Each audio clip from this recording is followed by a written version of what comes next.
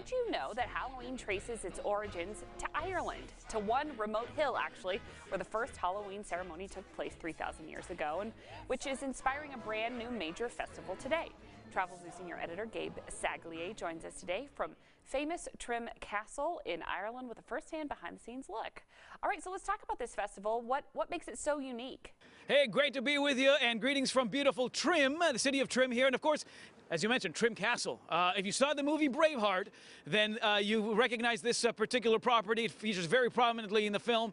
And of course, this weekend, as we kick off what is going to be known from now on as Puka Festival, this castle will feature prominently. It'll be the place where we will see a fire procession on Halloween night. We're expecting thousands of people to come check out live music, live laser and light shows, and really an epicenter for celebrating a tradition that stretches back, as you mentioned, 3,000 years.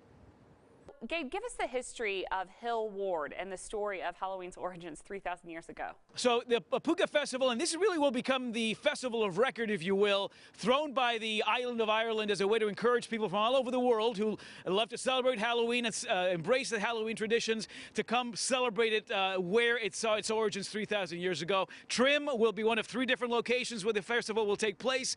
The other one will be a really, really special spot that's exactly 7 miles from where I am right now, called the Hill of Ward, where 3,000 years ago, through legend, through carbon dating of remains that have been found there, through archaeology, has been determined to be the site of the very first Halloween ceremony. It would have been called Samhain back then, and for the thousands of years that have followed, this is a tradition that has been embraced by the Irish, and of course, as the Irish have made their way around the world, including the U.S., certainly a tradition that we celebrate and embrace wholeheartedly every October 31st. The third location for this festival, the city of Drogheda, which is about 15 miles from where I am standing right now, all within what's known as Ireland's ancient East.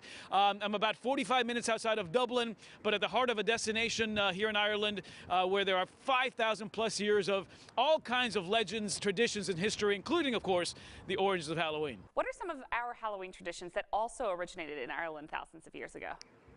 So we're used to carving the pumpkins.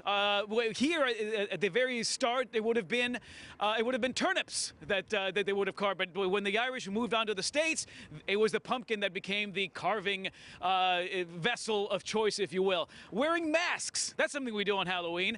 October 31st, 3,000 years ago, would have been the day on the calendar where the veil between our world and the next was at its thinnest. And masks would have been worn as a way to distract or confuse the evil spirits, perhaps, that would have crossed over, maybe coming after us for nefarious reasons. Bobbing for apples, one of these great long-standing, sort of fall-time traditions here in Ireland. So a lot of these, wonderful little traditions that we sort of embrace now have their roots here, and again, have been a part of these, the way that people in towns and villages all over Ireland have been celebrating this holiday for 3,000 years. So if you're thinking about traveling to Ireland, particularly during this festival, or really year-round, what do you need to know? So Puka Festival, reason enough to come out here. That aside, I got to say, fall is a fantastic time to travel to Ireland. The summer crowds have gone, so you get greater access to some of these great landmark destinations like Trim Castle. 100,000 people visit here every year. Fall, you get greater access.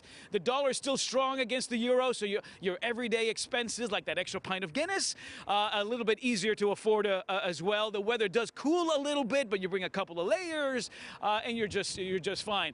19 different gateways out of the U.S. now are flying people nonstop to Ireland. It's only about a 5.5-hour flight out of the East Coast, so accessible, affordable, and if you throw in the whole Halloween angle and some of those great traditions, just the place to be on a day like this, for sure.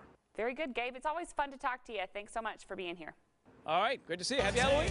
You too. Stick around, everybody. We've got a great snack that will be perfect for your post-trick-or-treating fun or anytime, really. Stick around for broccoli and cheese onion rings when we come back.